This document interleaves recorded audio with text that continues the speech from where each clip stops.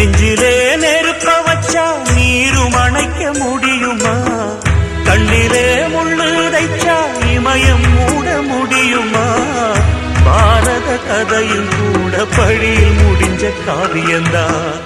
இருப்பதும் இறப்பதும் அந்த இயற்கையோட கையில, இருப்பதும் இறப்பதும் அந்த இயற்கையோட கையில. நான் மறைஞ்ச பின்னும் நிலைப்பது என் உயிர் எழுதும் கதையில. சந்திரனே சூரியனே நட்சத்திர நாயகனே, சந்திரனே சூரியனே நட்சத்திர நாயகனே.